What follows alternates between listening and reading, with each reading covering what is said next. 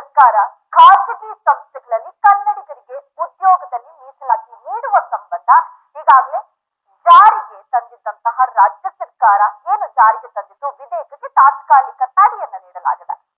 ಏನು ಸಿಎಂ ಸಿದ್ದರಾಮಯ್ಯ ಅವರನ್ನ ಕನ್ನಡ ಸಿದ್ದರಾಮಯ್ಯ, ಕನ್ನಡದ ಮೇಷ್ಟ್ರು ಹೀಗೆಲ್ಲ ಕರೀತಾರೆ. ಎಲ್ಲೋ ಒಂದು ಕಡೆ ಕನ್ನಡಿಗರಿಗೆ ಅನ್ಯಾಯವಾಗ್ತಾ ಇದೆಯಾ ಅಂತ ಈಗ ಎಲ್ಲೆಡೆ ಚರ್ಚೆ ಆಗ್ತಾ ಇರುವಂತದ್ದು. ಒಂದು ಟ್ವೀಟ್ ಅನ್ನ ಮಾಡಿರ್ತಾರೆ. ಆ ಟ್ವೀಟ್ ಅನ್ನ ಒತ್ತಡಕ್ಕೆ ಮಣಿದ ಖಾಸಗಿ ಕಂಪನಿಗಳ ಒತ್ತಡಕ್ಕೆ ಮಣಿದು ಡಿಲೀಟ್ ಮಾಡಿದ್ರ ಗೊತ್ತಿಲ್ಲ. ಆದ್ರೆ ಕೆಲವೇ ಹೊತ್ತಿನಲ್ಲಿ ಆ ಟ್ವೀಟ್ ಡಿಲೀಟ್ ಆಗುತ್ತೆ. ನಂತರ ಮತ್ತೆ ಮತ್ತೊಂದು ಟ್ವೀಟ್ ಅನ್ನ ಮಾಡ್ತಾರೆ. ಮೊದಲ ಟ್ವೀಟ್ ನಲ್ಲಿ 100% ಮೀಸಲಾತಿ ಕೊಡ್ತೀವಿ ಅನ್ನುವಂತಹ ಸೆಂಟೆನ್ಸ್ ಇದ್ದಿದ್ದು, ಎರಡನೇ ಟ್ವೀಟ್ ನಲ್ಲಿ ಅದು 50% ಇಳಿಕೆ ಆಗುತ್ತೆ. ಹಾಗಾದ್ರೆ ಏನು ಕರ್ನಾಟಕದ ಖ್ಯಾತ ಉದ್ಯಮಿಗಳಿದ್ದಾರೆ ಅಥವಾ ಖಾಸಗಿ ಕಂಪನಿಗಳ ಉದ್ಯಮಿಗಳಿದ್ದಾರೆ, ಅವ್ರಗಳ ಒತ್ತಡಕ್ಕೆ ಏನಾದ್ರೂ ರಾಜ್ಯ ಸರ್ಕಾರ ಮಣಿತಾ ಇದೆಯಾ? ಇದರಿಂದ ಏನಾದ್ರೂ ಟ್ವೀಟ್ ನ ಡಿಲೀಟ್ ಮಾಡಿದ್ರ, ತಾತ್ಕಾಲಿಕ ಬ್ರೇಕ್ ಅನ್ನ ಕೊಟ್ರ? ಇದಕ್ಕೆಲ್ಲ ಸಂಬಂಧಪಟ್ಟಂತೆ ಇವತ್ತು ಚರ್ಚೆಯನ್ನ ಮಾಡೋಣ. ನಮ್ ಜೊತೆ ಅತಿಥಿಗಳು ಕೂಡ ಜಾಯಿನ್ ಆಗ್ತಾರೆ. ಏನು ಒಂದೇ ದಿನಕ್ಕೆ ಸರ್ಕಾರ ಉಲ್ಟಾ ಹೊಡಿತು, ಈ ಸಂಬಂಧ ಮುಖ್ಯಮಂತ್ರಿ ಸಿದ್ದರಾಮಯ್ಯ ಅವರ ಮಾಧ್ಯಮ ಕಚೇರಿ ಮಾಹಿತಿ ಕೂಡ ಕೊಟ್ಟಿರುವಂತದ್ದು. ಏನು ಇದಕ್ಕೆ ಟೀಕೆ ಟಿಪ್ಪಣಿಗಳು ಕೂಡ ಕೇಳಿ ಬರ್ತಾ ಇದೆ. ಇದು ಏನು ಸರ್ಕಾರ ಇದೆ ಅದು ಯೂಟರ್ನ್ ಸರ್ಕಾರ. ಬಿಜೆಪಿಯ ನಾಯಕರು ಒಂದು ರೀತಿಯಾಗಿ ಟೀಕೆಯನ್ನ ಮಾಡ್ತಾ ಇದ್ದಾರೆ. ಬೆಳಗ್ಗೆ ಮಾಡಿದಂತಹ ಟ್ವೀಟ್ ಮಧ್ಯಾಹ್ನಕ್ಕೆ ಡಿಲೀಟ್ ಆಗುತ್ತೆ. ನಂತರ ಮತ್ತೆ ಇನ್ನೊಂದು ಟ್ವೀಟ್ ಅನ್ನ ಮಾಡ್ತಾರೆ. ಏನು ಈ ಟ್ವೀಟ್ ಡಿಲೀಟ್ ಮಾಡಿರುವ ಹಿಂದೆ ಉದ್ದೇಶವೇನು? ನಂತರ ಒಂದು ರೀತಿಯಾಗಿ ಮುಜುಗರಕ್ಕೆ ಒಳಗಾಗಿ ಒಂದು ಪ್ರೆಸ್ ಮೀಟ್ ಕೂಡ ಮಾಡ್ತಾರೆ. 4 ನಾಯಕರು, ಕಾಂಗ್ರೆಸ್ನ ನಾಯಕರು ಸೇರಿ ಒಂದು ಟ್ವೀಟ್ ಕೂಡ ಮಾಡ್ತಾರೆ, ಒಂದು ಪ್ರೆಸ್ ಮೀಟ್ ಕೂಡ ಮಾಡ್ತಾರೆ, ಸುದ್ದಿಗೋಷ್ಠಿಯನ್ನ ನಡೆಸ್ತಾರೆ. ಏನಿದು ಒಳಮರ್ಮ? ಯಾಕೆ ಡಿಲೀಟ್ ಮಾಡಿದ್ರು? ಕೊಡ್ತೀನಿ 100% ಅಂತ ಹೇಳದ ಮೇಲೆ ಯಾಕೆ ಈ ರೀತಿಯಾಗಿ ಇವರು ಉಲ್ಟಾ ಹೊಡಿತಾ ಇದ್ದಾರೆ? ಕನ್ನಡಿಗರಿಗೆ ಖಾಸಗಿ ವಲಯದ ಸಂಸ್ಥೆಗಳಿರ್ಬೋದು, ಕೈಗಾರಿಕೆಗಳು ಹಾಗೂ ಉದ್ಯಮಿಗಳಲ್ಲಿ 50% ಮೀಸಲಾತಿ ಕಲ್ಪಿಸುವ ಸಂಬಂಧ ಸಂಪುಟ ಅನುಮೋದನೆ ನೀಡಲಾಗಿದ್ದ ವಿಧೇಯಕವನ್ನ ತಾತ್ಕಾಲಿಕವಾಗಿ ತಡೆ ಹಿಡಿಯಲಾಗಿದೆ. ಏನು ಕರ್ನಾಟಕದಲ್ಲಿ ಕಾರ್ಯನಿರ್ವಹಿಸ್ತಾ ಇರುವಂತಹ ಖಾಸಗಿ ಕಂಪನಿಗಳಲ್ಲಿನ ಹುದ್ದೆಗಳಲ್ಲಿ ಕನ್ನಡಿಗರಿಗೆ 100% ಮೀಸಲಾತಿ ಕಲ್ಪಿಸುವ 2 ಕಾಯ್ದೆಗಳಿಗೆ ರಾಜ್ಯ ಸರ್ಕಾರ ಸಂಪುಟ ಸಭೆಯಲ್ಲಿ ಒಪ್ಪಿಗೆಯನ್ನ ನೀಡಿರುವ ಬಗ್ಗೆ ಮುಖ್ಯಮಂತ್ರಿ ಸಿದ್ದರಾಮಯ್ಯನವರು 17ರಂದು ಟ್ವೀಟ್ ಅನ್ನ ಮಾಡಿದ್ರು. ಆದ್ರೆ ಕೆಲವೇ ಗಂಟೆಗಳಲ್ಲಿ ಆ ಟ್ವೀಟ್ ಅನ್ನ ಡಿಲೀಟ್ ಕೂಡ ಮಾಡಲಾಗಿದೆ. ಮತ್ತೊಂದೆಡೆ ರಾಜ್ಯ ಸರ್ಕಾರದ ಈ 2 ಕಾಯ್ದೆಗಳಿಗೆ ಕೈಗಾರಿಕಾ ವಲಯದಿಂದ ಹಾಗೂ ಖಾಸಗಿ ಉದ್ಯಮಿಗಳಿಂದ ಎಲ್ಲೋ ಒಂದು ರೀತಿಯಾಗಿ ತೀವ್ರ ವಿರೋಧ ಕೂಡ ವ್ಯಕ್ತವಾಗಿದೆ. ಅದೇ ಕಾರಣಕ್ಕಾಗಿಯೇ ಸಿದ್ದರಾಮಯ್ಯನವರು ಈ ಟ್ವೀಟ್ ಅನ್ನ ಡಿಲೀಟ್ ಮಾಡಿದ್ರ ಎಂಬ ಪ್ರಶ್ನೆಗಳು ಕೂಡ ಇಲ್ಲಿ ಕಂಡು ಬರ್ತಾ ಇರುವಂತದ್ದು. ಕನ್ನಡಿಗರಿಗೆ ಮೀಸಲಾತಿ ಕಲ್ಪಿಸುವಂತಹ ಕುರಿತಾಗಿದ್ದಂತಹ ಟ್ವೀಟ್ ಅದು. ಆದ್ರೆ ಆ ಕೋಡ್ನ ಟ್ವೀಟ್ ಏನಿತ್ತು ಅದು ಡಿಲೀಟ್ ಆಗಿದೆ. ಜೊತೆಗೆ ಒತ್ತಡಗಳಿರುವಂತಹ ಕಾರಣ ಕಾಯ್ದೆಗಳು ಜಾರಿಗೊಳ್ಳುವುದು ಅನುಮಾನ ಅಂತ ಕೂಡ ಹೇಳಲಾಗ್ತಾ ಇದೆ. ಮುಖ್ಯಮಂತ್ರಿಗಳು ಈ ಕುರಿತು ತಮ್ಮ ಅಧಿಕೃತ ಎಕ್ಸ್ ಖಾತೆಯಲ್ಲಿ 3 ಬಾರಿಯೂ ಕೂಡ ಯೂಟರ್ನ್ ನೋಡಿದ್ದು ಕೊನೆಗೂ ವಿಧೇಯಕ ಸದ್ಯಕ್ಕೆ ಮಂಡಿಸ್ತಾ ಇಲ್ಲ ಎನ್ನುವ ಒಂದು ರೀತಿಯಾಗಿ ನಿರ್ಧಾರಕ್ಕೆ ಬಂದಿದ್ದಾರೆ ಅಂತ ಕೂಡ ಹೇಳಬಹುದು. ಹಿಂದೆ ನಾಡಿನ ಆತ್ಮಗೌರವ, ಕನ್ನಡಿಗರ ಸ್ವಾಭಿಮಾನ ಹಾಗೂ ಕನ್ನಡತನವನ್ನ ಹಿಮ್ಮೆಟ್ಟಿಸುವಂತಹ ಕರ್ನಾಟಕ ವಿರೋಧಿ ಶಕ್ತಿಗಳ ಲಾಬಿ ಒಂದು ರೀತಿಯಾಗಿ ಎಲ್ಲೋ ಮೇಲುಗೈ ಸಾಧಿಸುವಂತಿದೆ. ಇಂಡಿಯಾ ಮೈತ್ರಿಕೂಟದಲ್ಲಿ ಯಾವಾಗ ಬಿರುಕು ಮೂಡುತ್ತದೋ ಎಂಬ ಭೀತಿಯಲ್ಲಿರುವಂತಹ ದೆಹಲಿಯ ದೊಡ್ಡ ಕೈ ಮುಖ್ಯಮಂತ್ರಿಗಳ ಕೈ ಕಟ್ಟಿ ಹಾಕಿರ್ಲೇಬೇಕಲ್ವಾ? ಇಲ್ಲದಿದ್ರೆ ಕನ್ನಡಿಗರ ಬದುಕು ಹಸನಾಗಿಸುವಂತಹ ವಿಧೇಯಕವನ್ನ ಬದಿಗೆ ಸರಿಸುವ ಪಲಾಯನವಾದಿ ನಿರ್ಧಾರವನ್ನ ಕೈಗೊಳ್ಳಲು ಹೇಗೆ ಸಾಧ್ಯ ಅಂತ ಕೂಡ ವ್ಯಂಗ್ಯವಾಡ್ತಾ ಇದ್ದಾರೆ. ಇನ್ನು ವಿಚಾರಕ್ಕೆ ಸಂಬಂಧಪಟ್ಟಂತೆ ಬಿಜೆಪಿಯ ಎಲ್ಲಾ ನಾಯಕರು ಕೂಡ ಮಾತನಾಡುವಂತದ್ದು. ಅದರಲ್ಲಿ ಅಶೋಕ್ ಅವರು ಕೂಡ ಮಾತಾಡಿದ್ದಾರೆ. ಜೊತೆಗೆ ವಿಜೇಂದ್ರ ಅವರು ಕೂಡ ಒಂದು ರೀತಿಯಾಗಿ ಟೀಕೆ ಟಿಪ್ಪಣಿಗಳನ್ನ ಮಾಡ್ತಾ ಇದ್ದಾರೆ. ಏನಿದು ಒಂದು ಕಡೆ ಸದನದಲ್ಲಿ ಚರ್ಚೆಗಳಾಗ್ತಾ ಇದೆ. ಮೂಡ ಹಗರಣ ವಿಚಾರ ಇರ್ಬೋದು, ವಾಲ್ಮೀಕಿ ಹಗರಣ ವಿಚಾರ ಇರ್ಬೋದು. ಈ ಸಂದರ್ಭದಲ್ಲಿ ಟ್ವೀಟ್ ಅನ್ನ ಹಾಕಿ ಟ್ವೀಟ್ ಅನ್ನ ಡಿಲೀಟ್ ಮಾಡ್ತಾ ಇದ್ದಾರೆ ಅಂತಂದ್ರೆ ಇವ್ರು ಎಲ್ಲೋ ಒಂದು ರೀತಿಯಾಗಿ ಗಮನ ಸೆಳೀಲಿಕ್ಕೆ ಈ ರೀತಿ ಮಾಡ್ತಾ ಇದ್ದಾರಾ? ಹಗರಣಗಳ ಬಗ್ಗೆ ಚರ್ಚೆ ಆಗ್ತಿರೋದ್ರಿಂದ ಗಮನ ಸೆಳೀಲಿಕ್ಕೆ ಈ ರೀತಿ ಮಾಡ್ತಿದಾರಾ ಅನ್ನೋ ಒಂದು ಮಾತನ್ನು ಕೂಡ ವಿಜೇಂದ್ರ ಅವರು ಹೇಳಿದ್ದಾರೆ. ಜೊತೆಗೆ ಅಶೋಕ್ ಅವರು ಕೂಡ ಇದರ ವಿರುದ್ಧ ಮಾತನಾಡಿರುವಂತದ್ದು. ಈಗಾಗಲೇ ದಲಿತರ ದುಡ್ಡನ್ನ ಬಳಸಿಕೊಂಡು ಇದೀರಾ, ಅದಕ್ಕೆ ನೀವಿನ್ನೂ ಸರಿಯಾದಂತಹ ಉತ್ತರವನ್ನ ಕೊಟ್ಟಿಲ್ಲ. ಈಗ ಈ ರೀತಿಯಾಗಿ ಕನ್ನಡಿಗರಿಗೆ ಒಂದು ಕೊಡ್ತೀನಿ 100% ಮೀಸಲಾತಿ ಕೊಡ್ತೀವಿ ಅಂತ ಹೇಳಿ ಒಂದು ರೀತಿಯಾಗಿ ಮೂಗಿಗೆ ತುಪ್ಪ ಸವರುವಂತಹ ಕೆಲಸವನ್ನ ಮಾಡ್ತಾ ಇದ್ದೀರಾ ಅನ್ನುವಂತಹ ಮಾತನ್ನ ಕೂಡ ಅಶೋಕ್ ಅವರು ಕೂಡ ಹೇಳಿರುವಂತದ್ದು. ಎಲ್ಲೋ ಒಂದು ರೀತಿ ಈಗ ರಾಜ್ಯದ ಎಲ್ಲಾ ಖಾಸಗಿ ಕಂಪನಿಗಳಲ್ಲಿ ಸಿ ಮತ್ತು ಡಿ ದರ್ಜೆ ಏನಿದೆ ಅವರಿಗೆ ಉದ್ಯೋಗಗಳನ್ನ ಕೊಡ್ತೀವಿ, 100% ಕೊಡ್ತೀವಿ ಅಂತ ಕೂಡ ಮಾತನ್ನ ಹೇಳಿರ್ತಾರೆ. ಆದ್ರೆ ಇಲ್ಲಿ ಈ ರೀತಿಯಾಗಿ ಮಾಡಿರೋದು ಎಷ್ಟರ ಮಟ್ಟಿಗೆ ಸರಿ? ಈ ರೀತಿಯಾಗಿ ಈಗ ಎಲ್ಲೆಡೆ ಚರ್ಚೆ ಆಗ್ತಾ ಇರುವಂತದ್ದು, ಪ್ರತಿಭಟನೆಗಳು ಕೂಡ ಆಗ್ತಾ ಇದೆ. ಯಾಕೆ ಸರ್ಕಾರ ಈ ರೀತಿಯಾಗಿ ಯೂ ಟರ್ನ್ ಹೊಡಿತಾ ಇದೆ? ಯೂ ಟರ್ನ್ ಹೊಡೆಯುತ್ತಿರುವ ಇಂದಿನ ಉದ್ದೇಶವಾದ್ರೂ ಏನು ಅಂತದನ್ನ ಕನ್ನಡಿಗರು ಏನ್ ಮಾಡಿದ್ದಾರೆ? ಯಾಕೆ ಕನ್ನಡಿಗರಿಗೆ ಮೀಸಲಾತಿ ಕೊಡ್ಬೇಕು, ಕೊಡಬಾರ್ದಾ ಅನ್ನೋದು ಕೂಡ ಇಲ್ಲಿ ಚರ್ಚೆ ಆಗ್ತಾ ಇದೆ. ಏನು ಸರೋಜಿನಿ ಮಹಿಷಿ ವರದಿ ಇದೆ, ಅದರಲ್ಲಿ ಇರುವಂತಹ ಮೊದಲ ಅಂಶನೇ ಅದು. ಖಾಸಗಿ ವಲಯದ ಡಿ ಮತ್ತು ಸಿ ದರ್ಜೆ ನೌಕರರಿಗೆ 100% ಕನ್ನಡಿಗರ ನೇಮಕ ಮಾಡಬೇಕು, 80% ಉನ್ನತ ಹುದ್ದೆಗಳನ್ನ ಕನ್ನಡಿಗರಿಗೆ ಮೀಸಲಿಡಬೇಕು ಅನ್ನೋದೇ ಅದರ ಮೊದಲ ವರದಿ ಇರೋದು. ಆದ್ರೆ ಅದು ಎಲ್ಲಿ ಕೂಡ ಕಂಡು ಬರ್ತಾ ಇಲ್ಲ. ಕನ್ನಡಿಗರಿಗೆ ಎಲ್ಲೋ ಒಂದು ರೀತಿ ಅನ್ಯಾಯವಾಗ್ತಾ ಇದೆ, ಎಲ್ಲೋ ಒಂದು ರೀತಿಯಾಗಿ ಕನ್ನಡಿಗರಿಗೆ ಇಲ್ಲಿ ಸ್ಥಾನಮಾನ ಸಿಗ್ತಾ ಇಲ್ವಾ ಅನ್ನೋದು ಕೂಡ ಚರ್ಚೆ ಆಗ್ತಾ ಇರುವಂತಹ ವಿಚಾರ. ಏನು ಖ್ಯಾತ ಉದ್ಯಮಿಗಳಿದ್ದಾರೆ, ಅದರಲ್ಲಿ ಕಿರಣ್ ಮಜುಂದಾರ್ ಇರ್ಬೋದು, ಮೋಹನ್ ದಾಸ್ ಪೈ ಇರ್ಬೋದು, ಇವರು ಕೂಡ ಇದ್ರ ವಿರುದ್ಧ ಕೂಡ ಮಾತನಾಡುತ್ತಿರುವಂತದ್ದು. ಖಾಸಗಿ ಕಂಪನಿಗಳಲ್ಲಿ ಇವರು ಹೇಳುವಂತಹ ಮೀಸಲಾತಿಗಳನ್ನ ಅಥವಾ ಕನ್ನಡಿಗರನ್ನ ನೇಮಕ ಮಾಡ್ಕೊಳ್ಳಿಕ್ಕೆ ಆಗೋದಿಲ್ಲ ಅಂತ ಅವ್ರು ಕೂಡ ಟ್ವೀಟ್ಗಳನ್ನ ಮಾಡಿದ್ದಾರೆ. ಟ್ವೀಟ್ಗಳನ್ನ ಮಾಡಿ ಅವ್ರು ಕೂಡ ಇದಕ್ಕೆ ವಿರೋಧ ಕೂಡ ವ್ಯಕ್ತಪಡಿಸ್ತಾ ಇದ್ದಾರೆ. ಕರ್ನಾಟಕದಲ್ಲಿದ್ದು ಕನ್ನಡಿಗರಿಗೆ ಅವಕಾಶ ಕೊಡಬಾರ್ದು ಅಂತ ಅಂದ್ರೆ ಕನ್ನಡಿಗರಿಗೆ ಅನ್ಯಾಯ ಮಾಡೋ ತರ ಅಲ್ವಾ ಅದು? ಕನ್ನಡಿಗರಿಗೆ ಅನ್ಯಾಯ ಮಾಡುವಂತಹ ನಿಟ್ಟಿನಲ್ಲಿ ಯಾಕೆ ಕೆಲಸಗಳಾಗ್ತಾ ಇದೆ? ಕೊಡ್ತೀವಿ ಅಂತ ಹೇಳಿದ್ಮೇಲೆ ಯೂ ಟರ್ನ್ ಹೊಡೆದಿದ್ದಾದ್ರೂ ಯಾಕೆ? ಈಗ ಸಿದ್ದರಾಮಯ್ಯ ಅವರ ಟ್ವೀಟ್ ಅನ್ನ ನೋಡ್ತಾ ಇದೀವಿ ನಾವು. ಯಾವ ರೀತಿಯಾಗಿ ಫಸ್ಟ್ ಟ್ವೀಟ್ ಮಾಡಿದ್ರು ಅವರು, ನಂತರ ಡಿಲೀಟ್ ಮಾಡಿದ್ ಯಾಕೆ, ಎಲ್ಲವನ್ನು ಕೂಡ ನಾವು ತೋರಿಸ್ತಾ ಇದೀವಿ. ಅದರಲ್ಲೂ ಈಗಿರುವಂತಹ 50% ಕೊಡ್ತೀವಿ ಅಂತ ಈಗ ಒಂದು ಟ್ವೀಟ್ ಮಾಡಿದ್ದಾರೆ, ಅದು ಕೂಡ ಒಂದು ರೀತಿಯ ಸಿದ್ಧತೆಯ ಹಂತದಲ್ಲಿದೆ. ನಾವು ಮುಂದಿನ ಸಚಿವ ಸಂಪುಟ ಸಭೆಯಲ್ಲಿ ಅದನ್ನ ನಿರ್ಧಾರ ಮಾಡಿ ನಂತರ ತಿಳಿಸ್ತೀವಿ ಅನ್ನೋ ಮಾತುಗಳನ್ನು ಕೂಡ ಅವರು ಹೇಳಿರುವಂತದ್ದು. ಈ ರೀತಿಯಾಗಿ ಯಾಕೆ ಸರ್ಕಾರ ಯೂ ಟರ್ನ್ ಹೊಡಿತಾ ಇದೆ? ಸರ್ಕಾರಕ್ಕೆ ಏನಾದ್ರೂ ಒತ್ತಡ ಇದೆಯಾ? ಖಾಸಗಿ ಕಂಪನಿಗಳಿಂದ ಏನಾದ್ರೂ ಒತ್ತಡ ಬರ್ತಾ ಇದೆಯಾ? ಇಲ್ಲಿ ಖಾಸಗಿ ಕಂಪನಿಗಳ ಟಾರ್ಗೆಟ್ ಅಂತೂ ಯಾರು ಮಾಡ್ತಾ ಇಲ್ಲ. ಎಲ್ಲರಿಗೂ ಬೇಕಾಗಿರೋದು ಕನ್ನಡಪರ ಸಂಘಟನೆಗಳು ನಿರಂತರವಾಗಿ ಹೋರಾಟವನ್ನು ಮಾಡ್ತಾ ಇರುವಂತದ್ದು ಕನ್ನಡಿಗರಿಗೆ ಅವಕಾಶ ಸಿಗ್ಬೇಕು, ಕನ್ನಡಿಗರಿಗೆ ಕೆಲಸಗಳು ಸಿಗ್ಬೇಕು, ಅವರು ಕೂಡ ಒಂದು ಉತ್ತಮ ಸ್ಥಾನಕ್ಕೆ ಹೋಗ್ಬೇಕು, ಅವರಿಗೆ ಒಳ್ಳೆ ಸ್ಥಾನಮಾನ ಸಿಗ್ಬೇಕು ಅನ್ನೋ ಒಂದು ಮಾತನ್ನ ಇಟ್ಕೊಂಡು ತಾನೆ ಕನ್ನಡಪರ ಸಂಘಟನೆಗಳೆಲ್ಲರೂ ಕೂಡ ಹೋರಾಟಗಳನ್ನ ಮಾಡ್ತಾ ಇರುವಂತದ್ದು, ಹಗಲು ರಾತ್ರಿ ಧರಣಿಗಳನ್ನ ಮಾಡ್ತಿದ್ದಾರೆ. ಆದ್ರೆ ಯಾಕೆ ಕನ್ನಡಿಗರಿಗೆ ಒಂದು ರೀತಿಯಾಗಿ ಅನ್ಯಾಯವಾಗ್ತಾ ಇದೆ? ಇದ್ರ ಹಿಂದಿನ ಉದ್ದೇಶವಾದ್ರೂ ಏನು? ಈಗ ಕನ್ನಡಿಗರಿಗಾಗಿ ಖಾಸಗಿ ಕಂಪನಿಗಳಲ್ಲಿ 100% ಮೀಸಲಾತಿ ಕೊಟ್ರೆ ಯಾರಿಗೆ ನಷ್ಟವಾಗುತ್ತೆ? ಯಾಕೆ ಖ್ಯಾತ ಉದ್ಯಮಿಗಳು ಈ ರೀತಿಯಾಗಿ ಇದನ್ನ ವಿರೋಧ ವ್ಯಕ್ತಪಡಿಸ್ತಾ ಇದ್ದಾರೆ? ಈಗ ಕಿರಣ್ ಮಜುಂದಾರ್ ಇರ್ಬೋದು, ಮೋಹನ್ ದಾಸ್ ಪೈ ಇರ್ಬೋದು, ಇಬ್ರು ಕೂಡ ಇವರಂತಲ್ಲ, ಇವರ ಜೊತೆಗೆ ಇನ್ನು ಕೆಲ ಉದ್ಯಮಿಗಳು ಕೂಡ ಇದನ್ನ ವಿರೋಧಿಸ್ತಾ ಇದ್ದಾರೆ. ಅದರಲ್ಲಿ ಪ್ರಮುಖವಾಗಿ ನಾವು ಇವರಿಬ್ಬರ ಹೆಸರನ್ನ ಹೇಳ್ತಾ ಇದೀವಿ, ಯಾಕೆಂದ್ರೆ ಇವರು ಕೂಡ ಇದನ್ನ ತೀವ್ರವಾಗಿ ವಿರೋಧ ಕೂಡ ವ್ಯಕ್ತಪಡಿಸ್ತಾ ಇದ್ದಾರೆ. ಇನ್ನು ಮೋಹನ್ ದಾಸ್ ಪೈ ಅವರು ಕೂಡ ಒಂದು ಮಾತನ್ನ ಟ್ವೀಟ್ ಅನ್ನ ಮಾಡಿರುವಂತದ್ದು, ಕರ್ನಾಟಕದಲ್ಲಿ ಏನು ಯುವತಿಯರಿದ್ದಾರೆ ಅವರಿಗೆಲ್ಲ ಒಂದು ರೀತಿಯಾಗಿ ಕೌಶಲ್ಯಾಭಿವೃದ್ಧಿ ಶಿಕ್ಷಣವನ್ನ ಅಂದ್ರೆ ಹೆಚ್ಚಿನ ಹೈಯರ್ ಎಜುಕೇಶನ್ ಅನ್ನ ಕೊಡಿಸಿ, ಅದ್ರ ಕಡೆ ಗಮನವನ್ನ ಹರಿಸಿ, ಅದರಿಂದ ಇನ್ನೂ ರೀತಿಯ ಒಳ್ಳೊಳ್ಳೆ ಅವಕಾಶಗಳು ಸಿಗ್ಬೋದು ಅಂತ ಹೇಳಿದ್ರೆ, ಅಂದ್ರೆ ಕನ್ನಡಿಗರು ಏನಾದ್ರೂ ದಡ್ರ, ಕನ್ನಡಿಗರಿಗೆ ಬುದ್ಧಿ ಇಲ್ವಾ? ಈ ರೀತಿಯಾಗಿ ಏನಾದ್ರೂ ಅವರು ಸಂದೇಶವನ್ನ ಸಾರ್ತಾ ಇದ್ದಾರಾ? ಈ ರೀತಿಯಾಗಿ ಒಂದು ಟ್ವೀಟ್ ಕೂಡ ಮೋಹನ್ ದಾಸ್ ಪೈ ಅವರು ಮಾಡಿರುವಂತದ್ದು. ಅವರು ಕೂಡ ಈ ರೀತಿಯ ಮಾತುಗಳನ್ನ ಹೇಳಿರುವಂತ ಏನಿದೆ? ಕನ್ನಡಿಗರಿಗೆ ಅವಕಾಶ ಸಿಗಬೇಕು, ಸಿಗುವಂತಹ ಏನು ಖಾಸಗಿ ಕಂಪನಿಗಳಲ್ಲಿ 100% ಕೊಡ್ಬೇಕು. ಆದ್ರೆ ಇವ್ರು ಯಾಕೆ ಕೊಡ್ತಾ ಇಲ್ಲ? ಈಗ ಬೇರೆ ಕಡೆಗಳಿಂದಲೇ ಕನ್ನಡಿಗರಿಗಂತ ಬೇರೆ ರಾಜ್ಯದ ನೌಕರರೇ ಹೆಚ್ಚಾಗಿ ಕೆಲಸ ಮಾಡ್ತಿರುವಂತದ್ದು ಪ್ರತಿ ಕಂಪನಿಗಳಲ್ಲಿ. ಎಲ್ಲೇ ನೋಡಿದ್ರು ಕರ್ನಾಟಕದಲ್ಲಿರುವಂತಹ ಕಂಪನಿಗಳಲ್ಲಿ. ಸೊ ಇದರಿಂದ ಕನ್ನಡಿಗರಿಗೆ ಅನ್ಯಾಯವಾಗೋದ್ರಲ್ಲಿ, ಅದನ್ನ ಪ್ರಶ್ನೆ ಮಾಡೋದ್ರಲ್ಲಿ ತಪ್ಪೇನಿದೆ? ಹಗಲು ರಾತ್ರಿ ಕನ್ನಡ ಪರ ಸಂಘಟನೆಗಳಿರ್ಬೋದು, ಕನ್ನಡಿಗರಿರ್ಬೋದು, ಯಾರಿದ್ದಾರೆ ಪ್ರತಿಯೊಬ್ರು ಕೂಡ ಇದಕ್ಕೆ ಪ್ರತಿಭಟನೆ ಮಾಡ್ತಾ ಇದ್ದಾರೆ.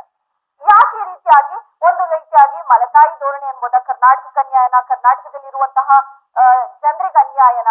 ಯಾಕೆ ಈ ರೀತಿಯಾಗಿ? ಸರ್ಕಾರ ಇದಕ್ಕೊಂದು ಏನಾದ್ರೂ ಒಂದು ಪರ್ಯಾಯವನ್ನ ಅಥವಾ ಒಂದು ಪರಿಹಾರ ಕೊಡ್ಬೇಕು. ಆದ್ರೆ ಇಲ್ಲಿ ಸರ್ಕಾರನೇ ಯೂ ಟರ್ನ್ ನೋಡಿದಿರುವುದು ಎಲ್ಲರಿಗೂ ಅಂತಹ ಅನುಮಾನಕ್ಕೆ ಕಾರಣವಾಗಿದೆ ಅಂತ ಹೇಳಿದ್ರು ಕೂಡ ಇಲ್ಲಿ ತಪ್ಪಾಗ್ಲಿಕ್ಕಿಲ್ಲ. ಯಾಕೆ ಅಂತ ಅಂದ್ರೆ ನಿರಂತರವಾಗಿ ನಡೀತಾ ಇರುವಂತಹ ವಾದಗಳಿಗೂ ಖಾಸಗಿ ಕ್ಷೇತ್ರದ ಕಂಪನಿಗಳಲ್ಲಿ ಕನ್ನಡಿಗರಿಗೆ ಅವಕಾಶ ಕೊಡ್ಬೇಕು ಅಂತ ಅನ್ನೋದು ಇದು ಒಂದ್ ರೀತಿಯಾಗಿ. ಆದ್ರೆ ಈ ರೀತಿಯಾಗಿ ಏನು ಟ್ವೀಟ್ ಮಾಡಿ ಡಿಲೀಟ್ ಮಾಡ್ತಾರೆ, ನಂತರ ಖಾಸಗಿ ಕ್ಷೇತ್ರದ ಕಂಪನಿಗಳ ಉದ್ಯೋಗದಲ್ಲಿ ಕನ್ನಡಿಗರಿಗೆ ಮೀಸಲಾತಿ ನೀಡುವ ಮಸೂದೆಗೆ ಕರ್ನಾಟಕ ಸಚಿವ ಸಂಪುಟ ಒಂದು ರೀತಿಯಾಗಿ ಅನುಮೋದನೆ ನೀಡುತ್ತೆ. ಆದ್ರೆ ಇದಕ್ಕೆ ಉದ್ಯಮಿ ಮೋಹನ್ ದಾಸ್ ಪೈ ಸೇರಿದಂತೆ ಇನ್ನೂ ಅನೇಕ ಉದ್ಯಮಿಗಳು ವಿರೋಧ ವ್ಯಕ್ತಪಡಿಸಿದ್ರಿಂದ ಸಾಮಾಜಿಕ ಪರ ವಿರೋಧದ ಚರ್ಚೆಗಳು ಆರಂಭವಾಗಿದೆ.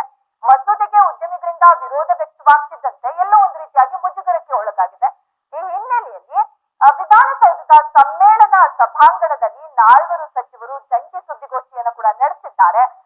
ಸಚಿವರಾದ ದಿನೇಶ್ ಗುಂಡೂರಾವ್, ಕೃಷ್ಣ ಬೈರೇಗೌಡ, ಪ್ರಿಯಾಂಕ್ ಖರ್ಗೆ, ಸಂತೋಷ್ ಲಾಡ್ ಮತ್ತೆ ಮುಖ್ಯಮಂತ್ರಿಗಳ ಕಾನೂನು ಸಲಹೆಗಾರ ಪೊನ್ನಣ್ಣ ಸುದ್ದಿಗೋಷ್ಠಿಯನ್ನು ಕೂಡ ನಡೆಸಿರುವಂತದ್ದು. ಇವತ್ತು ವಿಧಾನಸೌಧದಲ್ಲಿ ಎಲ್ಲ ಒಂದು ರೀತಿಯಾಗಿ ಸರ್ಕಾರಕ್ಕೂ ಮುಜುಗರ ಆಗಿದೆ. ಯಾಕಂದ್ರೆ ಟ್ವೀಟ್ ಅನ್ನ ಹಾಕಿ ಟ್ವೀಟ್ ಅನ್ನ ಡಿಲೀಟ್ ಮಾಡಿರುವಂತದ್ದು, ಮುಂಚೆ ಇದ್ದಂತಹ ಟ್ವೀಟ್ ಬೇರೆ, ನಂತರ ಬಂದಂತಹ ಟ್ವೀಟ್ ಬೇರೆ. ಸೊ ಇದನ್ನೆಲ್ಲ ನೋಡಿದಾಗ ಜನಗಳಿಗೆ ಯಾವ ರೀತಿ ಸಂದೇಶ ಹೋಗುತ್ತೆ, ಸರ್ಕಾರ ಏನ್ ಮಾಡ್ಲಿಕ್ಕೆ ಹೊರಟಿದೆ, ಇದಕ್ಕೆಲ್ಲ ಸಂಬಂಧಪಟ್ಟಂತೆ ಒಂದಷ್ಟು ಚರ್ಚೆಗಳನ್ನ ಮಾಡೋಣ. ಇವತ್ತು ನಮ್ಮ ಜೊತೆ ಅತಿಥಿಗಳು ಕೂಡ ಜಾಯಿನ್ ಆಗ್ತಾ ಇದ್ದಾರೆ. ಮೊದಲಿಗೆ ಕೆ ಪರಮೇಶ್ವರ್, ಕನ್ನಡಿಗರ ಹೃದಯವಂತ ಬಳಗ, ಅವರು ಕೂಡ ಜಾಯಿನ್ ಆಗ್ತಿದ್ದಾರೆ. ಸರ್, ಕಾರ್ಯಕ್ರಮಕ್ಕೆ ಸ್ವಾಗತ. ಸರ್, ಈಗಾಗಲೇ ನಿಮಗೆ ಗೊತ್ತಿದೆ ಕನ್ನಡ ಪರ ಹೋರಾಟವನ್ನ ನೀವು ಕೂಡ ಮಾಡ್ಕೊಂಡು ಬಂದಿದ್ದೀರಾ ಮುಂಚೆಯಿಂದನು. ಈಗ ಸರ್ಕಾರ ಮೊದಲು 100% ಮೀಸಲಾತಿ ಕೊಡ್ತೀವಿ ಕನ್ನಡಿಗರಿಗೆ ಅಂತ ಹೇಳಿ ಇವಾಗ ಉಲ್ಟಾ ಹೊಡೆದಿದೆ ಎಲ್ಲೋ ಒಂದು ಕಡೆ. ಇದ್ರ ಬಗ್ಗೆ ಏನ್ ಹೇಳ್ತೀರಾ ನೀವು? ಈಗ ಸಂತೋಷ್ ಲಾಡ್ ಅವರು ಶೇಖರ ಕನ್ನಡ ಯಾವುದೇ ಒಂದು ಖಾಸಗಿ ಕಚೇರಿಗಳಾಗಿರ್ಬೋದು, ಖಾಸಗಿ ಉದ್ಯಮಗಳಾಗಿರ್ಬೋದು, ಕನ್ನಡಿಗರಿಗೆ ಶೇಕಡಾವಾರು ಮೀಸಲಾತಿ ಅಂತ ಏನು ಘೋಷಣೆ ಮಾಡಿದ್ರು, ನಮ್ಮ ಕನ್ನಡಿಗರ ಜನರಿಗೆ ಬಹಳ ಸಂತೋಷ ಆಯ್ತು. ನಮ್ಮ ಕನ್ನಡಿಗರಿಗೆ ತುಂಬಾ ಸಂತೋಷ ಆಯ್ತು. ಈಗ ರಾತ್ರೋರಾತ್ರಿ ಮಾನ್ಯ ಮುಖ್ಯಮಂತ್ರಿಗಳು ಯೂ-ಟರ್ನ್ ನೋಡಿದ್ದಾರೆ ಅಂತ ಏನು ಸಾಮಾಜಿಕ ಜಾಲತಾಣದಲ್ಲಿ ಮತ್ತೆ ಮಾಧ್ಯಮಗಳಲ್ಲಿ ನೋಡ್ತಾ ಇದ್ವಿ. ನಮ್ಗೆ ತುಂಬಾ ನೋವಾಗ್ತಾ ಇದೆ.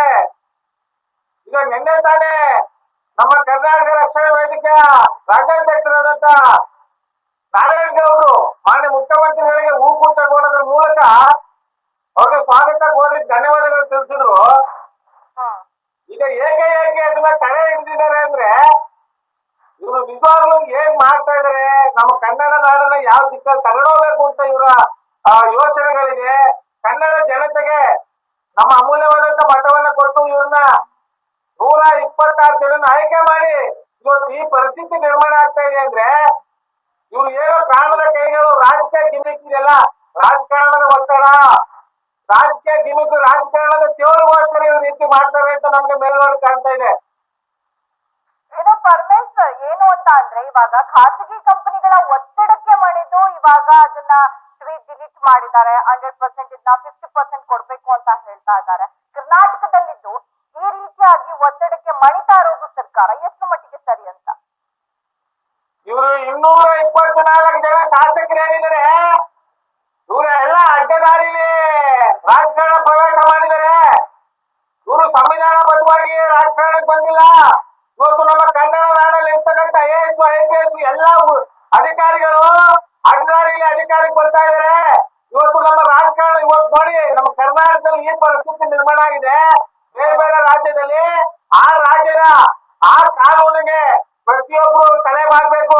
ಆದ್ರೆ ನಮ್ಮ ರಾಜ್ಯದಲ್ಲಿ ಇಷ್ಟೊಂದು ಪರಿಸ್ಥಿತಿ ನಿರ್ಮಾಣ ಆಗಿದೆ ಅಂದ್ರೆ, ಇವ್ರು ನಿಜವಾಗ್ಲೂ ಯಾರು ಇವರು ಜಲ ಭಾಷೆಗಾಗಿ, ಈ ನಾಡಿನ ಉಳಿವಿಗಾಗಿ, ನಮ್ಮ ಸಂಪತ್ತಿನ ಉಳಿವಿಗಾಗಿ ಯಾರು ರಾಜಕಾರಣ ಪ್ರವೇಶ ಮಾಡಿಲ್ಲ. ಇವರೆಲ್ಲ ಗೋಸುಂಬೆಗಳು, ಬಣ್ಣ ಬದಲಾಯಿಸುವಂತ ಗೋಸುಂಬೆಗಳು. ನಮ್ಮ ಜನ ಎಚ್ಚೆತ್ಕೋಬೇಕು. ಜಾತಿ ರಾಜಕಾರಣ ಬಿಡ್ಬೇಕು, ಹುಚ್ಚು ಅಭಿಮಾನ ಬಿಡ್ಬೇಕು, ಪಕ್ಷದ ಅಭಿಮಾನ ಬಿಡ್ಬೇಕು, ಆಸೆ ಆಕಾಂಕ್ಷೆಗಳಿಗೆ ಬಲಿಯಾಗಬಾರ್ದು. ಎದಪಟ್ಟು ಇಟ್ಕೊಂಡು ಕೆಲಸ ಮಾಡಿಸೋ ದಿಕ್ಕಲ್ಲಿ ಪ್ರಶ್ನೆ ಮಾಡಿದ್ರೆ ಮಾತ್ರ ನಮ್ಮ ನಾಡಿಗೆ ಉಳಿಗಾಲ. ನಾವು ನಿರಂತರ ಹೋರಾಟ ಮಾಡ್ತಾ ಇದೀವಿ. 15 ವರ್ಷದಿಂದ ಮೈಸೂರಿನಲ್ಲಿ 10-15 ಲಕ್ಷ ಜನ ಇದ್ದಾರೆ. ಯಾವ ಒಂದು ಅನ್ಯಾಯ ಅಕ್ರಮಗಳ ವಿರುದ್ಧ ಹೋರಾಟ ಮಾಡ್ತಾ ಇಲ್ಲ, ಹೋರಾಟಗಾರರನ್ನ ಗುರುತಿಸ್ತಾ ಇಲ್ಲ, ಹೋರಾಟಗಾರರಿಗೆ ಬೆಂಬಲ ವ್ಯಕ್ತಪಡಿಸ್ತಾ ಇಲ್ಲ.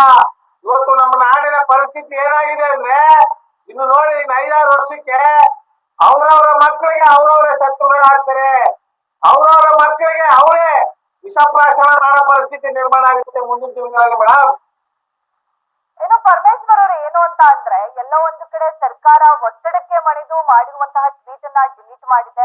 50% ಮೀಸಲಾತಿ ಕೊಡ್ತೀನಿ ಅಂತ ಹೇಳಿದೆ. ಅದನ್ನು ಮುಂದಿನ ಸಚಿವ ಸಂಪುಟ ಸಭೆ ಆದ್ಮೇಲೆ ನಿರ್ಧಾರ ಮಾಡ್ತೀವಿ, ಅದಿನ್ನು ಸಿದ್ಧತೆಯಲ್ಲಿದೆ ಅನ್ನೋ ಮಾತನ್ನು ಕೂಡ ಸಿದ್ದರಾಮಯ್ಯ ಅವರು ಟ್ವೀಟ್ ಅಲ್ಲಿ ಹೇಳಿರುವಂತದ್ದು. ಇದಕ್ಕೇನ್ ಹೇಳ್ತೀರಾ? ಈಗ ಸಿದ್ದರಾಮಯ್ಯನವರು ಸಂಪುಟ ಸಭೆಯಲ್ಲಿ ತೀರ್ಮಾನ ಮಾಡಿ ಟ್ವಿಟರ್ ಅಲ್ಲಿ ಓಕೆ ಮಾಡಿದ್ರಲ್ಲ, ಇವರು ಸಂವಿಧಾನಬದ್ಧವಾಗಿ ಎಲ್ಲರ ಒಪ್ಪಿಗೆ ಮೇರೆಗೆ ಮಾಡಿದ್ರು, ಇಲ್ಲ ಇವರು ಸರ್ವಾಧಿಕಾರಿ ಧೋರಣೆಗಳನ್ನು ಮಾಡ್ತಾ ಇದಾರೆ. ಇವರು ಇವತ್ತು ಮಾಡೋದು ನಾಳೆ ಬೇಡ ಅನ್ನೋದು ಅಂದ್ರೆ ಮುಖ್ಯಮಂತ್ರಿಗಳ ಆಡಳಿತ ಕಾರ್ಯವೈಖರಿ ವಿಫಲತೆ ಹೊಂದಿದೆ. ಮುಖ್ಯಮಂತ್ರಿಗಳ ಕಾರ್ಯವೈಖರಿ ಕರೆಕ್ಟಾಗಿ ನಡೀತಾ ಇಲ್ಲ. ಮುಖ್ಯಮಂತ್ರಿಗಳಿಗೆ MLAಗಳು, ಸಚಿವರು, ಶಾಸಕರು ಸ್ಪಂದಿಸ್ತಾ ಇಲ್ಲ ಅಂತ ಅರ್ಥ. ಇದು ಮೇಲ್ನೋಟಿಗೆ ಹಂಗೆ ಕಾಣ್ತಾ ಇರೋದು. ಇದಕ್ಕೆ ಒಂದ್ ರೀತಿಯಾಗಿ ಈ ರೀತಿ ಟ್ವೀಟ್ ಮಾಡಿ ಡಿಲೀಟ್ ಮಾಡಿದ್ಮೇಲೆ ಮುಜುಗರಕ್ಕೆ ಒಳಗಾದಂತಹ ಕಾಂಗ್ರೆಸ್ ನಾಯಕರು ಒಂದ್ ಸುದ್ದಿಗೋಷ್ಠಿ ಕೂಡ ನಡೆಸವ್ರೆ. ಇವತ್ತು ಒಂದ್ ಸುದ್ದಿಗೋಷ್ಠಿಯನ್ನು ಒಂದಷ್ಟು ಹೇಳಿಕೆಯನ್ನು ಕೂಡ ಕೊಟ್ಟಿದ್ದಾರೆ. ಏನು ಹೇಳ್ತೀರಾ? ಸರ್ಕಾರಕ್ಕೆ ಅವರೇ ನಿರ್ಣಯ ಕೈಗೊಂಡು ಮತ್ತೆ ಮುಜುಗರಕ್ಕೊಳಗಾಗಿ ಸುದ್ದಿಗೋಷ್ಠಿ ಕೂಡ ಮಾಡಿದ್ದಾರೆ. ಈಗ ನಾವು ಯಾವ್ದಾದ್ರು ಒಂದು ನೆಲ ಜಲ ಭಾಷೆಗಾಗಿ, ನಾಡಿನ ಉಳಿವಿಗಾಗಿ ಯಾವ್ದಾದ್ರು ಒಂದು ಸಾಮಾಜಿಕ ಜಾಲತಾಣದ ಮುಖಾಂತರ ಮತ್ತೆ ಮಾಧ್ಯಮಗಳ ಮುಖಾಂತರ ನಮ್ಮ ಸುದ್ದಿ ಹೊರ ಹಾಕಿದ ಮೇಲೆ ಅದೇನಾದ್ರೂ ತಾತ್ಕಾಲಿಕ ಡಿಲೀಟ್ ಆಗ್ಬಿಟ್ರೆ ನಮ್ಮ ಮನಸ್ಸು ತಡೆಯಲ್ಲ. ಯಾಕೆ ಹಿಂಗಾಯ್ತು, ಏನ್ ನಡೀತಾ ಇದೆ ಅಂತ. ಆದ್ರೆ ಒಬ್ಬ ರಾಜ್ಯದಲ್ಲಿ 224 ಜನ ಶಾಸಕರಿದ್ದು, 126 ಜನ ಆಡಳಿತ ಪಕ್ಷದ ಶಾಸಕರಿದ್ದು ಈ ಪರಿಸ್ಥಿತಿ ನಿರ್ಮಾಣ ಆಗಿದೆ ಅಂದ್ರೆ ನಿಜವಾಗ್ಲೂ ಇವ್ರು ಯಾರಿಗೂ ಈ ನಾಡಿನ ಮೇಲೆ, ನಮ್ಮ ಡಾಕ್ಟರ್ BR ಅಂಬೇಡ್ಕರ್ ಸಂವಿಧಾನದ ಮೇಲೆ ಇವ್ರು ಯಾರಿಗೂ ತತ್ವ ಸಿದ್ಧಾಂತದ ಆಧಾರದ ಮೇಲೆ ಇವ್ರು ರಾಜಕಾರಣಿಗಳಲ್ಲ. ಇವರೆಲ್ಲ ಬೇಲಿಲೇಟು ಹೊಲ ಮೈದಾಗಿ ಇವ್ರು ರಾಜಕಾರಣ ಮಾಡ್ತಾ ಇದಾರೆ. ಇವ್ರ ಕೈಲಿ ಪಾರದರ್ಶಕ ರಾಜಕಾರಣ ಕೊಡಕ್ ಆಗ್ತಾ ಇಲ್ಲ. ರಾಜೀನಾಮೆ ಕೊಟ್ಬಿಡ್ರಪ್ಪ, ರಾಜೀನಾಮೆ ಕೊಡ್ರಿ, ರಾಜೀನಾಮೆ ಕೊಡಿ, ನಿಮ್ಗೆ ಕೈ ಮುಗಿತೀವಿ. ನಿಮ್ಗೆ ದಕ್ಷತೆ, ಪ್ರಾಮಾಣಿಕತೆ, ಧೈರ್ಯ, ದಮ್ಮು, ತಾಕತ್ತಿಲ್ಲ ಅಂದ್ರೆ ರಾಜಕಾರಣಕ್ಕೆ ನಿಮ್ ರಾಜಕೀಯಕ್ಕೆ ರಾಜೀನಾಮೆ ಕೊಟ್ಟು ನೀವು ತೊಲಗಿರಪ್ಪ, ತೊಲಗಿ. ಜನನು ಅರ್ಥ ಮಾಡ್ಕೋಬೇಕು ಮೇಡಮ್. ನಾವು ತುಂಬಾ ನೋವಾಗ್ತಾ ಇದೆ ಇಂಥ ಘಟನೆಗಳು ನೋಡ್ತಾ ಇದ್ರೆ. ನಮ್ಮ ಆಕ್ರೋಶವನ್ನ ಯಾವ ರೀತಿ ಹೊರಹಾಕವ, ಜನಗಳಿಗೆ ಯಾವ ರೀತಿ ಅರಿವು ಮೂಡಿಸವ, ಜನ ಯಾವಾಗ ಬದಲಾವಣೆ ಆಗ್ತಾರೆ, ನಮ್ಮ ನಾಡಿಗೆ ಯಾಕೆ ಇಷ್ಟೊಂದು ದುರಸ್ಥಿತಿ ಬಂದ್ಬಿಡ್ತು, ದುಸ್ಥಿತಿ ಬಂದ್ಬಿಡ್ತು. ನಾವು ಮೇಡಮ್ ಕನ್ನಡಿಗರು ಹೋಗೋ ಪರಿಸ್ಥಿತಿ ಆಗೋಯ್ತಲ್ಲ ಮೇಡಮ್. ಏನು ಅಂತಂದ್ರೆ ಪ್ರತಿ ಬಾರಿನೂ ಎಲ್ಲೋ ಒಂದು ಕಡೆ ಕನ್ನಡಿಗರಿಗೆ ಈ ರೀತಿಯಾಗಿ ಅವಕಾಶಗಳು ಸಿಗ್ತಾ ಅಲ್ವಾ? ಯಾವಾಗ್ಲೂ ಯಾಕೆ ಕನ್ನಡಿಗರಿಗೆ ಈ ರೀತಿ ಪರಿಸ್ಥಿತಿ ಬರುತ್ತೆ? ಒಂದು ಸ್ಥಾನಮಾನ ಸಿಗಬಾರ್ದ ಕನ್ನಡಿಗರಿಗೆ? ಯಾವಾಗ್ಲೂ ಕೂಡ ಕನ್ನಡಿಗರ ಮೇಲೆ ಯಾಕೆ ಈ ರೀತಿಯ ಬ್ರಹ್ಮಾಸ್ತ್ರಗಳನ್ನ ಸರ್ಕಾರ ಮಾಡ್ತಾ ಇದೆ ಅಂತ? ಯಾಕೆ ಹಿಂಗ್ ಮಾಡ್ತಾ ಇದಾರೆ ಅಂದ್ರೆ ಇದೆಲ್ಲ ರಾಜಕಾರಣ ಕುತಂತ್ರ, ರಾಜಕಾರಣಿಗಳ ಕುತಂತ್ರ. ಇವರೆಲ್ಲ ಎದ್ದೊತ್ತಿನ ಬಹಳ ಇದೆ ಅಂತ ರಾಜಕಾರಣಿಗಳು. ನಮ್ಮ ಕರ್ನಾಟಕದಲ್ಲಿ ಇರ್ತಕ್ಕಂಥ ರಾಜಕಾರಣಿಗಳು ಯಾರಿಗೂ ಧೈರ್ಯ ಇಲ್ಲ ಮೇಡಮ್, ಯಾರಿಗೂ ತಾಕತ್ತು ಇಲ್ಲ, ದಮ್ಮು ಇಲ್ಲ. ನಿಜವಾಗ್ಲೂ ಇವರು ಪ್ರಾಮಾಣಿಕರಾಗಿದ್ರೆ ಕನ್ನಡ ಪರ ಹೋರಾಟಗಾರರು ನೆಲ ಜಲ ಭಾಷೆಗಾಗಿ, ನಾಡಿನ ಉಳಿವಿಗಾಗಿ ಇಷ್ಟೊಂದು ಹೋರಾಟ ಮಾಡ್ಬೇಕಾಯ್ತಾ? ಹೇಳಿ, ನೀವೇ ಹೇಳಿ. ನಾವೇನಕ್ಕೆ ಹೋರಾಟ ಮಾಡ್ತಾ ಇದೀವಿ? ನಾವು ಆಸ್ತಿ ಮಾಡ್ಕೊಳಕ, ನಾವು ಅಂತಸ್ತು ಮಾಡ್ಕೊಳಕ, ನಾವು ಹಣ ಮಾಡ್ಕೊಳಕ? ಇವ್ರಿಗೆ ನಾಚಿಕೆ ಆಗ್ಬೇಕು ಮೇಡಮ್. ಇವ್ರಿಗೆ ನಿಜವಾಗ್ಲೂ ಇವ್ರಿಗೆಲ್ಲ ನಾಚಿಕೆ ಆಗ್ಬೇಕು. ನೈತಿಕ ಹೊಣೆ ಹೊತ್ತು ರಾಜಕಾರಣಿ ಸರ್ಕಾರವನ್ನೇ ವಿಸರ್ಜನೆ ಮಾಡ್ಬೇಕು ಮೇಡಮ್. ಇದು ಸರ್ಕಾರವನ್ನೇ ವಿಸರ್ಜನೆ ಮಾಡ್ಬೇಕು. ಆ ಪರಿಸ್ಥಿತಿ ನಿರ್ಮಾಣ ಆಗಿದೆ ಇವತ್ತು. ಈಗ ನಿಮ್ಗೆ ಆಲ್ರೆಡಿ ವಿಚಾರ ಗೊತ್ತಿದೆ. ಸರ್ಕಾರ ಈ ರೀತಿ ಒಂದು ರೀತಿಯಾಗಿ ಉಲ್ಟಾ ಹೊಡ್ತಿದ್ಯಾ, ಯೂಟರ್ನ್ ಆಗಿದ್ಯಾ, ಯಾಕೆ ಈ ರೀತಿ ಡಿಲೀಟ್ ಮಾಡಿದೆ, ಎಲ್ಲವೂ ಕೂಡ ಎಲ್ರಿಗೂ ಒಂದು ಪ್ರಶ್ನೆ ಆಗಿದೆ. ಈಗ ನಿಮ್ಮ ಕಂದಪರ ಸಂಘಟನೆಗಳಿರ್ಬೋದು, ಕರವೇ ಸಂಘಟನೆಗಳಿರ್ಬೋದು, ನೀವೆಲ್ಲರೂ ಒಂದುಗೂಡಿ ಏನಾದ್ರೂ ಮಾತುಕತೆ ನಡೆಸಿದ್ರೆ ಈ ವಿಚಾರಕ್ಕೆ ಸಂಬಂಧಪಟ್ಟಂಗೆ? ಇಲ್ಲ ಮೇಡಮ್, ಈ ಕಡೆ ಸುದ್ದಿಗಳು ಇವತ್ತಾನೆ ಬೆಳಗ್ಗೆಯಿಂದ ಬರ್ತಾ ಇದೆ ನೋಡಿ. ಇಂಥಕ್ಕೆಲ್ಲ ನಾವು ತಾತ್ಕಾಲಿಕವಾಗಿ ಪರಿಹಾರ ಕಂಡ್ಕೋಬೇಕು ಅಂದ್ರೆ ಕನ್ನಡ ಪರ ಹೋರಾಟಗಾರರು, ಕನ್ನಡ ಪರ ಚಿಂತಕರು, ಸಾಹಿತಿಗಳು, ಎಲ್ಲ ರೈತ ಬಾಂಧವರು, ಪ್ರಾಮಾಣಿಕರು ಎಲ್ಲ ಒಂದಾದ್ರೆ ಇಂಥವರೆಲ್ಲ ಸಭೆ ಪಡಿಬೇಕಾಗುತ್ತೆ. ಇಲ್ಲಾಂದ್ರೆ ಬಹಳ ಕಷ್ಟ ಮೇಡಮ್. ಮುಂದಿನ ದಿನಗಳಲ್ಲಿ ಬಹಳ ಕಷ್ಟ. ಈ ರಾಜಕಾರಣಿಗಳಿಂದ ನಮ್ಮ ದೇಶ ಸರ್ವನಾಶ ಆಗ್ಬಿಡ್ತದೆ. ಹೌದು. ಈಗ ಏನು ಕರವೇ ಅಧ್ಯಕ್ಷರಿದ್ದಾರೆ ನಾರಾಯಣ್ ಅವರು ಜೊತೆ ಮಾತಾಡಿದ್ರ ಈ ತರ ಮಾಡಿದಾರಲ್ಲ, ಏನಕ್ಕೆ ಸರ್ಕಾರ ಈ ರೀತಿಯಾಗಿ ಯೂಟರ್ನ್ ಹೊಡಿತಾ ಇದೆ ಅಂತ ಅವ್ರ ಜೊತೆ ಇರ್ಬೋದು ಅಥವಾ ಜಿಲ್ಲಾಧ್ಯಕ್ಷರುಗಳು ಇರ್ಬೋದು, ಇವ್ರ ಜೊತೆ ಏನಾದ್ರು ಮಾತಾಡಿದ್ರ? ಈಗ ಇದ್ರ ಬಗ್ಗೆ ನಾವ್ ಇನ್ನೂ ಮಾತಾಡಿಲ್ಲ.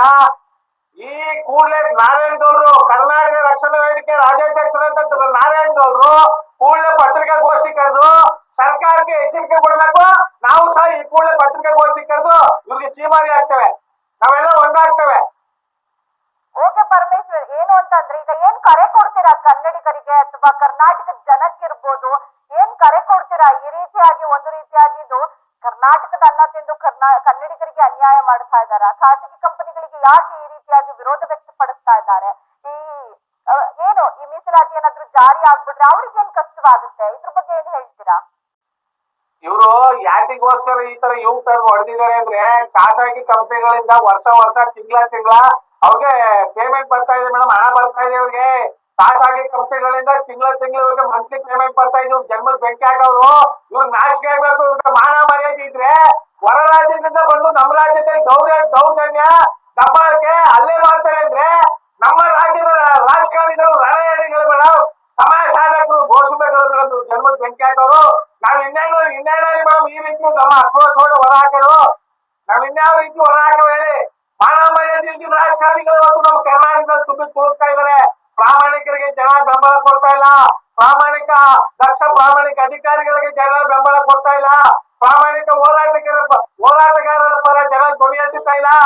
ಆಸೆ ಆಕಾಂಕ್ಷೆಗಳಿಗೆ ಬಲಿಯಾಗಿ, ಜಾತಿ ರಾಜಕಾರಣಕ್ಕೆ ಬಲಿಯಾಗಿ, ಆ ಹುಚ್ಚು ಅಭಿಮಾನಕ್ಕೆ ಬಲಿಯಾಗಿ ಇವತ್ತು ನಮ್ಮ ನಾಡು ಈ ಪರಿಸ್ಥಿತಿಗೆ ಬರೋದ್ ಮೂಲ ಕಾರಣ ನಮ್ಮ ದೇಶದ ಮತದಾರರ ಮೂಲ ಕಾರಣ ಮೇಡಮ್.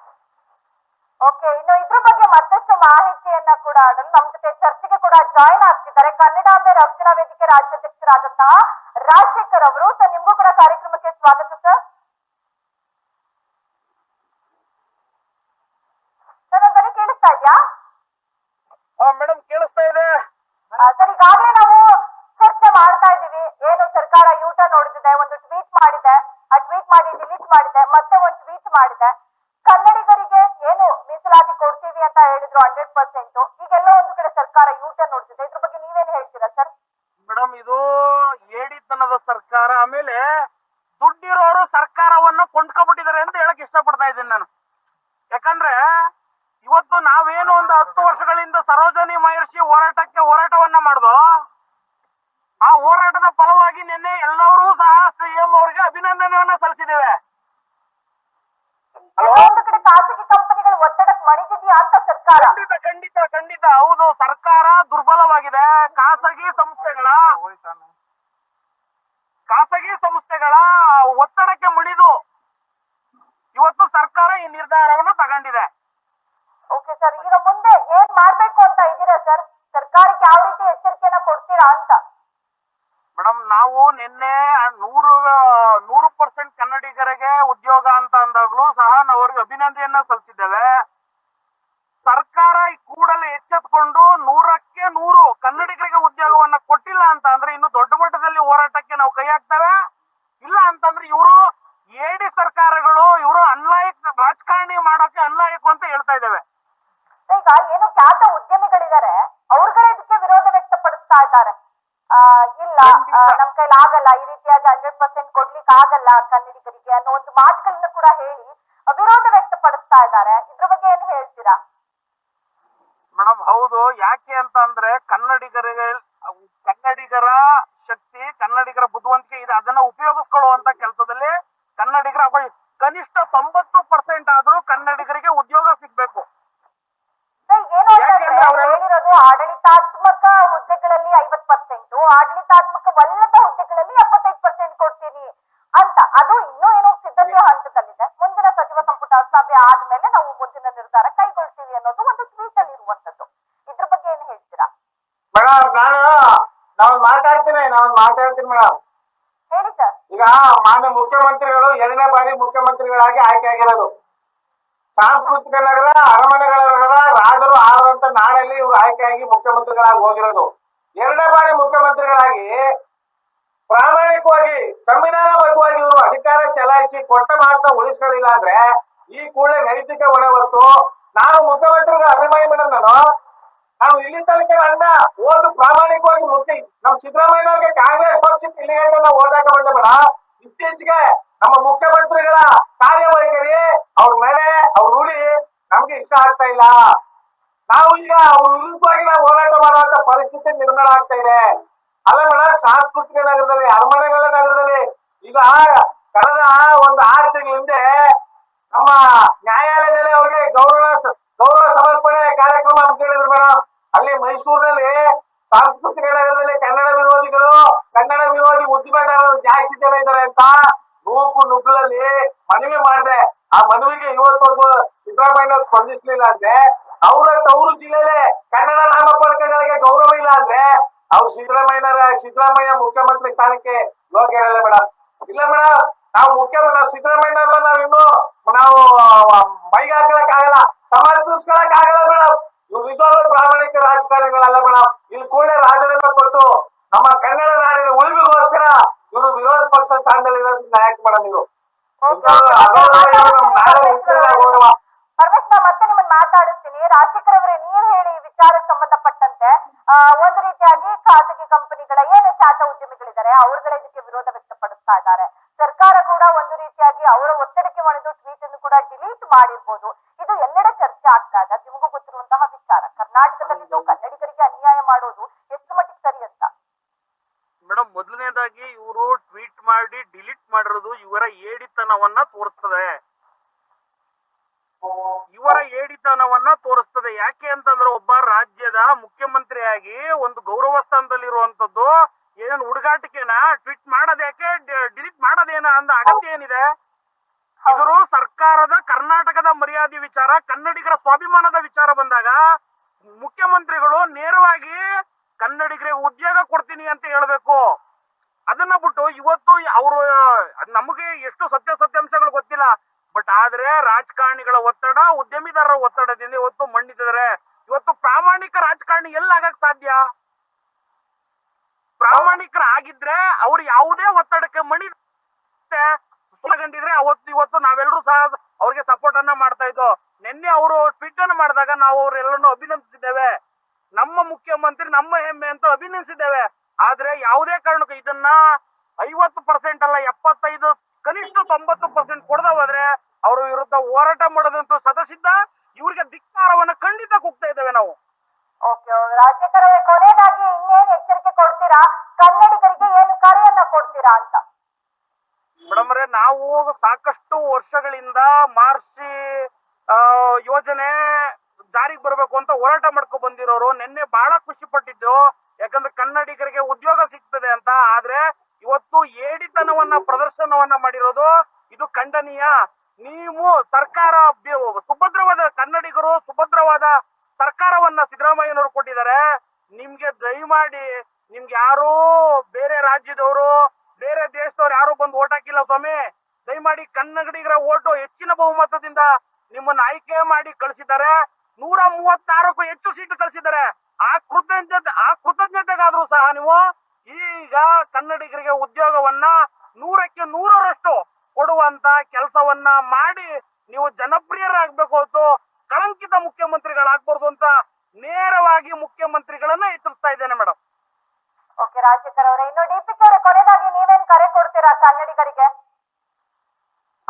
ಎಚ್ಚರಿಸಬೇಕು ಮೇಡಮ್. ಕನ್ನಡಿಗರು ಮುಂದಿನ ದಿನಗಳಲ್ಲಿ ಜಾತಿ ನೋಡ್ಬಾರ್ದು, ಪಕ್ಷ ನೋಡ್ಬಾರ್ದು, ಹುಚ್ಚು ಅಭಿಮಾನ ಇರಬಾರ್ದು, ಆಸೆ ಆಕಾಂಕ್ಷೆಗಳು ಬಲಿಯಾಗಬಾರ್ದು. ಪ್ರಾಮಾಣಿಕ ಸಾಮಾನ್ಯ ಪ್ರಜೆಗಳಿಗೆ ಓಟ್ ಹಾಕಿ ಗೆಲ್ಲಿಸಬೇಕು. ಈ 3 ಜೆಸಿಬಿ ಪಕ್ಷಗಳಿಂದ ನಮ್ಮ ಕನ್ನಡ ನಾಡು ಸರ್ವನಾಶ ಆಗೋದು ಸದಾ ಸಿದ್ಧ. ಮುಂದೆ ಜನ ಎಚ್ಚರಿಸಬೇಕು ಅಂತ ನೇರವಾಗಿ ನಮ್ಮ ಮತದಾರರಿಗೆ ನಾವು ಮನವಿ ಮಾಡ್ತಾ ಇದ್ದೀವಿ ಮೇಡಮ್. ಓಕೆ, ಧನ್ಯವಾದ. ಇಷ್ಟೊತ್ತು ಇಬ್ರು ಕೂಡ ಇಡೆನ್ಸ್ ನ ಸೈಲೆಂಟ್ ಕಾರ್ಯಕ್ರಮದಲ್ಲಿ ಬಂದು ಮಾತನಾಡಿದ್ದಕ್ಕೆ ಇಬ್ರಿಗೂ ಧನ್ಯವಾದಗಳು ಸರ್. ಧನ್ಯವಾದಗಳು ಮೇಡಮ್. ಏನು ಈಗಾಗಲೇ ನೋಡ್ತಾ ಇದ್ದೋ, ಆಗ್ಲಿಂದ ಚರ್ಚೆ ಕೂಡ ಮಾಡ್ತಾ ಇದ್ದೋ ನಾವು, ಏನು ಸರ್ಕಾರ ಒಂದು ರೀತಿಯಾಗಿ ಟ್ವೀಟ್ ಅನ್ನ ಮಾಡಿ ಡಿಲೀಟ್ ಮಾಡಿದೆ. ಕನ್ನಡಿಗರಿಗೆ ಕೊಡುವಂತಹ 100% ಮೀಸಲಾತಿ ಕೊಡ್ತೀನಿ ಅಂತ ಟ್ವೀಟ್ ಮಾಡಿ ಅದನ್ನ ಡಿಲೀಟ್ ಮಾಡಿ ಮತ್ತೆ 50% ಕೊಡ್ತೀನಿ ಅಂತ ಟ್ವೀಟ್ ಮಾಡಿದ್ದಾರೆ. ಅದು ಇನ್ನು ಸಿದ್ಧತೆ ಹಂತದಲ್ಲಿದೆ ಅನ್ನೋ ಒಂದು ಮಾತನ್ನು ಕೂಡ ಕೊಟ್ಟಿದ್ದಾರೆ. ಆದ್ರೆ ಕನ್ನಡಿಗರು ನಿನ್ನೆ ಖುಷಿ ಪಟ್ಟಿದ್ರು, ಇವತ್ತಾಗ್ಲೇ ಈ ರೀತಿಯಾಗಿ ಯೂಟರ್ನ್ ನೋಡ್ತಿದೆ ಸರ್ಕಾರ. ಕನ್ನಡಿಗರೆಲ್ಲರೂ ಕೂಡ ಒಂದು ರೀತಿಯಾಗಿ ರೊಚ್ಚಿಗೆದ್ದಿದ್ದಾರೆ. ನಾವು ಸರ್ಕಾರಕ್ಕೆ ನೇರವಾಗಿ ಎಚ್ಚರಿಕೆಯನ್ನ ಕೊಟ್ಟಿದ್ದೀವಿ. ನಾವು ಮುಂದಿನ ಹಂತಗಳಲ್ಲಿ ಯಾವ ರೀತಿ ಆಗ್ಬೇಕಾದ್ರೂ ಪ್ರತಿಭಟನೆಗಳನ್ನ ಕೂಡ ಮಾಡ್ತೀವಿ. 100% ಮೀಸಲಾತಿ ಕನ್ನಡಿಗರಿಗೆ ಕರ್ನಾಟಕದಲ್ಲಿ ಕೊಡಬೇಕು. ಇಲ್ಲ ಅಂತ ಅಂದ್ರೆ ಮುಂದಿನ ದಿನಗಳಲ್ಲಿ ನಾವು ಉಗ್ರವಾದ ಹೋರಾಟವನ್ನು ಕೂಡ ಮಾಡ್ಲಿಕ್ಕೆ ರೆಡಿ ಇದ್ದೀವಿ.